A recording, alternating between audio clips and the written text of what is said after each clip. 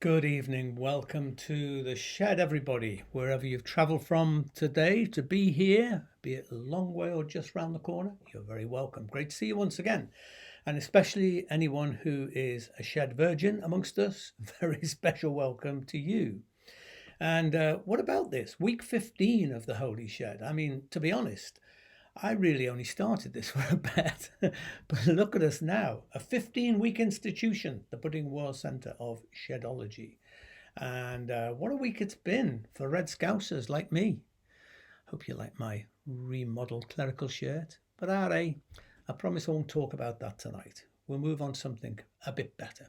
So let me tell you instead about Victoria, whose 50th birthday it would have been this last week. Victoria was a beautiful woman with profound and multiple learning disabilities, whose funeral I was blessed to conduct 5.5 years ago now. Among other things, her legacy was to introduce me and Pat to her parents and sister, who as a result became very dear friends. And this is Jean, her mum, in the photograph with her.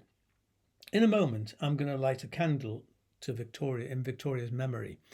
But I'd like to invite you rather to join me in lighting a candle for people across this country and around the world whose disabilities make them especially vulnerable during this time of pandemic.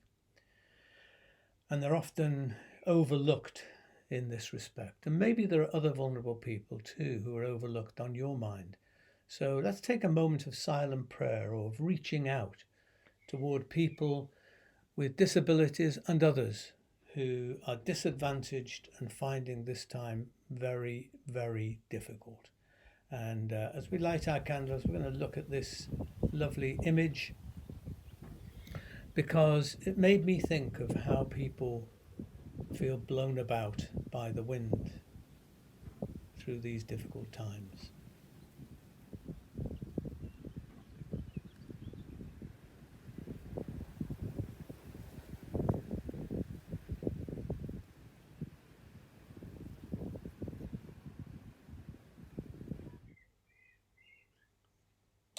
Oh, yeah. And one of the things that I wanted to do is to introduce you properly to someone because I've been asked about this. This is Sebastian, who usually sits up here on the shelf behind me, presiding over the whole affair, really.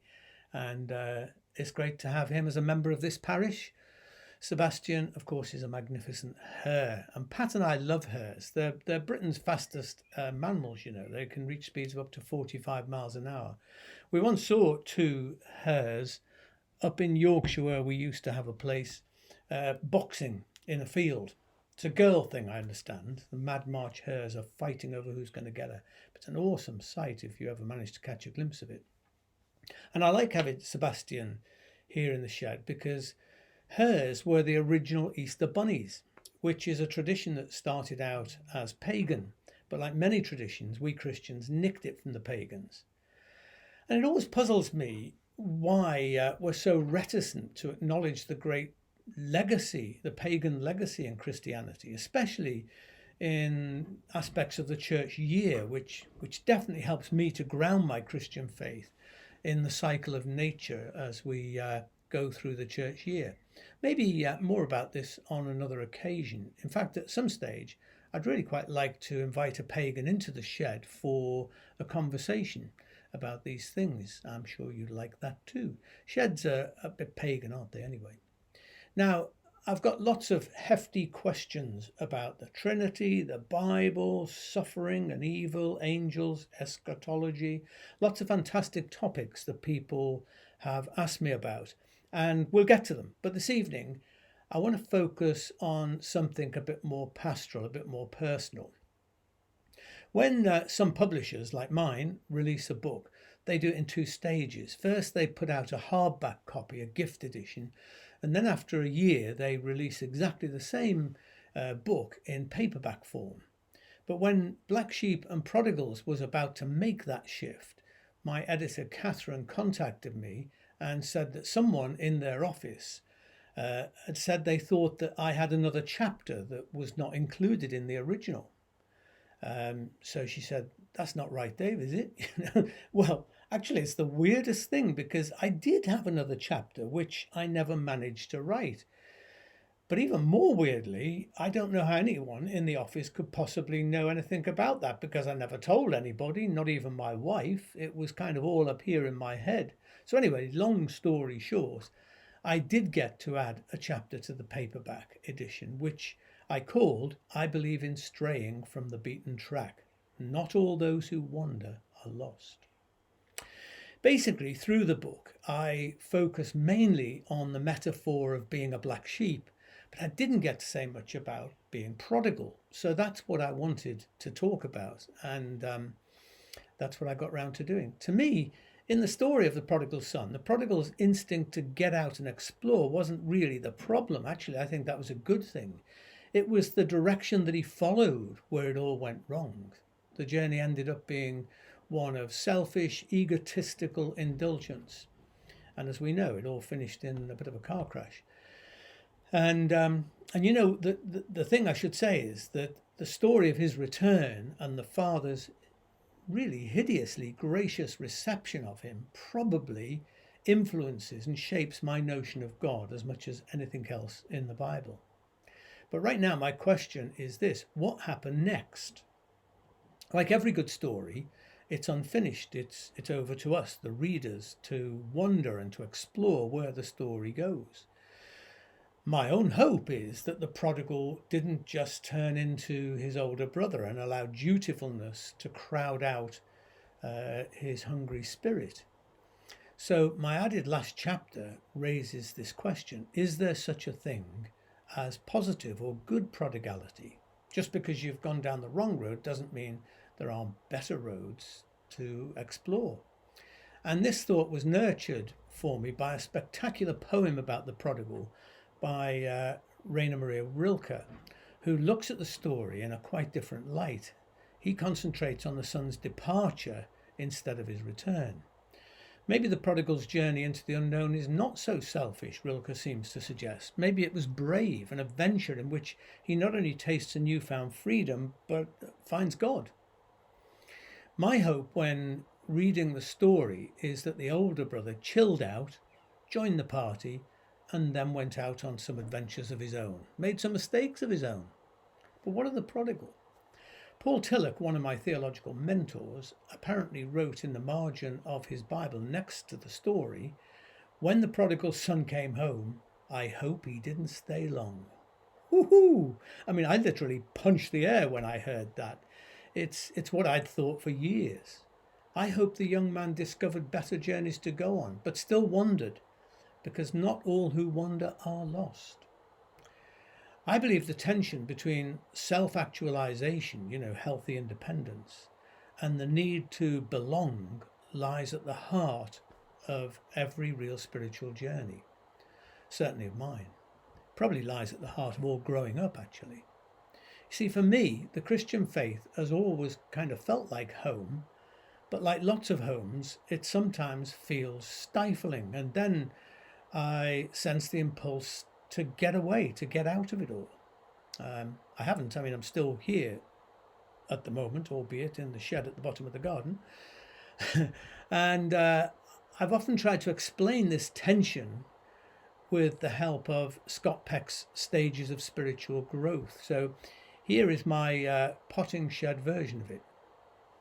Peck says that stage 1 is the natural state of all children and about 20% of adults. They're the ones who still act as if it's all about me. Stage 2 is where we learn to fit in, to conform. It tends to be a time of unquestioning certainty, with lots of black and white answers to things, with sharp distinctions between good and evil, right and wrong, us and them. It's when you want to go out and save the world, really, to make them part of us. According to Peck, it's where most religious believers and churchgoers remain throughout their lives, to which I would only add, especially with regard to issues of faith. Stage 3 is where the certainties start to unravel, where critical powers kick in and traditional faith begins to fall apart. It's a point of individualism, or at least we think it is. And this skepticism of stage 3 doesn't disappear at stage 4 so much as find a new perspective, recognizing greater patterns to life and to faith. It's where we can embrace paradox, discover the presence of mystery, that there doesn't have to be an answer to everything. It's possible to just stand in awe. Also, the need to belong is restored at stage 4, but no longer a belonging in conformity, but with a realization of a deep interconnectedness, of unity in diversity. Now, it's important to stress, I think, that stages of growth don't exist in a straightforward linear pattern. I can't in all honesty say, oh, I used to be at stage 2 and now I'm at stage 3. Or, hey, I've arrived, guys, at stage 4. In reality, I think I shift between the stages. As my wife could probably testify, there are times when I have major stage 1 tantrums, or when I'm pretty black and white about my unblack and whiteness. Actually, instead of stages of faith, I think I'd prefer to call them modes of being, which we choose between, often numerous times in a day. But of course, there are these broad patterns outlined in that sort of stages of faith plan that Scott Peck brought us, which can help us to sort of identify the broad drift of our life. So I'll come back to the point that the spiritual journey revolves around a tension between, on the one hand, self-actualization, healthy individualism, and on the other, belonging, between being true to one's deep instincts and beliefs whilst still being able to live with those who see things differently, maybe dramatically so. I mean, sometimes it's not easy, I know. I'll be honest with you, I like a good wander. I'm not attracted to the sort of holidays where everything is prearranged with, day trips and schedules. I mean, if that works for you, fine, but not for me. I prefer to make it up as I go along, to have freedom to mosey around and explore. If a small town appears, or a lake, or a back road, I really like to wander off, maybe even stay for a day or two, be surprised, turn up something unexpected. And my approach to faith is similar. I'm attracted to theological sidetracks. I like to deviate from the straight and narrow, to burrow and explore. If something's declared off limits, well, I'm immediately attracted to it. And it's interesting, that the term heresy originally referred to an act of choosing. That's what the word meant. But to be a heretic, therefore, meant to choose for oneself. But over time, heresy came to denote a particular belief or an opinion that was considered to be erroneous, at odds with the official position. And then heretics started to be excluded, excommunicated, a lot worse. And why? Surely it's a good thing for people to think for themselves, to have different opinions, even if most of us disagree with them. Surely it's a sign of a mature, healthy community when it can accommodate dissent, when people will actually fight for the right of others to hold a different point of view. And who knows if in the end it's the deviants that may turn out to be right, and then everyone will be glad that they were there. Some people approach Christian tradition as if it was an exclusive club, where certain ideas, doctrines and practices are conserved, where they're treated as sacrosanct.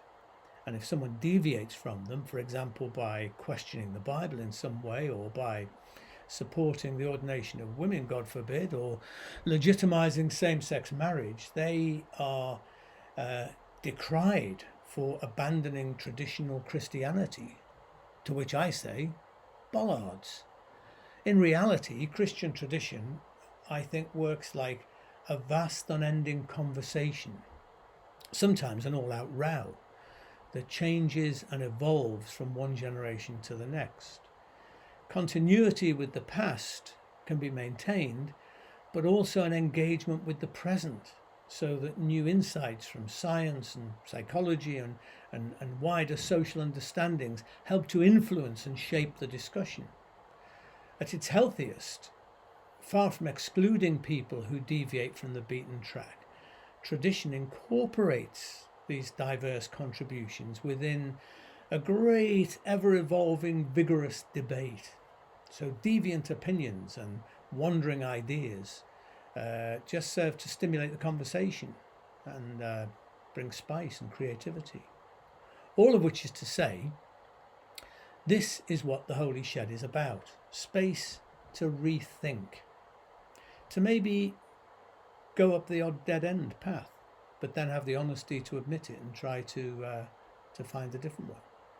So as we continue our journey in Shedology, revisiting the resurrection, angels and eschatology, or thinking about non-binary identity, or Israel-Palestine, or the songs of Leonard Cohen,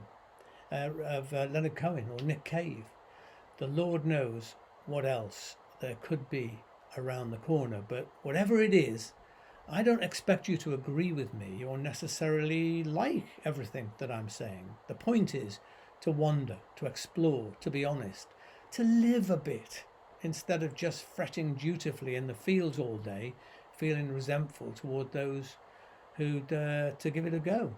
Yeah? So here's my bit of Shedology for you this week.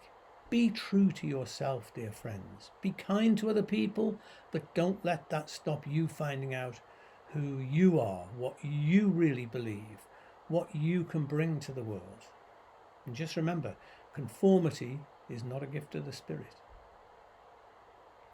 So let's draw this together by saying a prayer, and let's once again toast life for all it's worth. Let's toast being prodigal at times, being black sheep who are prepared to explore where others maybe say that we're not supposed to. So I'm going to say this prayer, and I'm going to invite you to join me in one or two parts. Loving God, we give you thanks for the gifts that tumble into and saturate our lives, for family and friends and strangers who enrich us, for the sunrise that energizes the day and darkness that brings quiet and rest at day's end, for rain that quenches the thirst for life and sun that warms the soil and germinates the seed. Let's say together, Holy loving God, mystery of the universe, who cannot ever truly be named, heaven and earth are filled with your wonder. Save us, we pray, from small minds and mean spirits, and fill us instead with passion for kindness and justice. And so we toast the glorious beauty of life today, mindful of the Spirit of Jesus at work in our lives, in the ordinary and the everyday, in our desire to love as generously as he loved. And as we drink tonight, we proclaim Christ's death and resurrection reenacted in our world 1,000,000 times each day in magnificent and routine demonstrations of divine love. So let's say together, now come, life-giving Spirit of God, renew our minds, refresh our lives, and may no part of us or of the world be lost to your transforming love. Amen. So I invite you to take a glass now and what a great sound that is.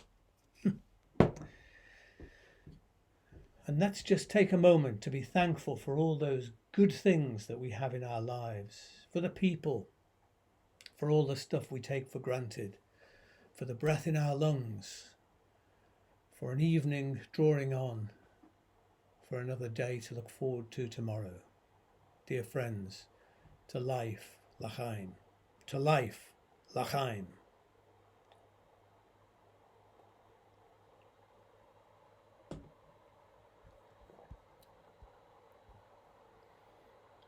We say is reworked serenity prayer together as we move forward tentatively from this time of seclusion. We pray together. God, grant me the serenity to face life with hope instead of fear, courage to embrace each challenge as an opportunity to grow, and wisdom to draw on the support of others instead of relying simply on my own strength. Amen. So here's the bird of the day, the lovely house sparrow. Funny thing with sparrows, because certainly in North London, where we lived for 20 years, we hardly saw a sparrow at all. It's the great sort of disappearing sparrow puzzle in many cities. Down here in Somerset, there's loads and loads of them. This is a little beauty that I caught, and I thought I'd nominate the sparrow as bird of the day because they're just so common, aren't they? And for most of us, you hardly even notice them. They're not the greatest singers in the world. They're ordinary birds. And we're now in that period in the church calendar that's called ordinary time. And I love that idea, because it's good to have special times in the church calendar and in our lives too. But so much of life is just ordinary, and we often don't pause long enough to see the wonder of the ordinary and be thankful for that. And finish with a poem by Mary Oliver, which mentions the sparrow, and that's what brought it to mind. But it's actually a wonderful, wonderful poem that probably has quite a lot to say to us all. It's a kind of blessing, really. The poem is called I Worry, and here's what she says. I worried a lot. Will the garden grow? Will the rivers flow in the right direction? Will the earth turn as it was taught? And if not, how shall I correct it? Was I right? Was I wrong? Will I be forgiven? Can I do better? Will I ever be able to sing? Even the sparrows can do it. And I'm, hopeless. Is my eyesight fading, or am I just imagining it?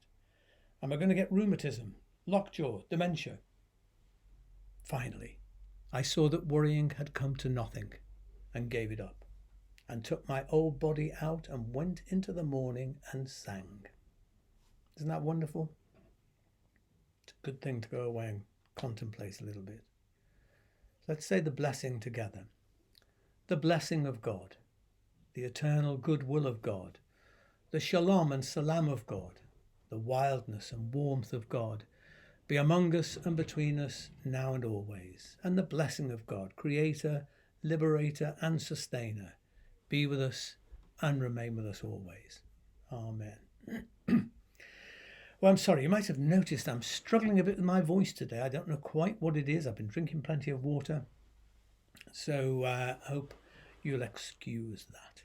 But it's been lovely to have you here in the shed again, and I look forward to seeing you again very soon. Do keep sending me your questions or comments, and I'm always glad to hear from you. You can message me on Facebook or just post something on the Facebook page, or send an email to me at davetomlinson@mac.com. So, enjoy the evening, have a good week, and I'll see you very soon. Lots of love. Bye.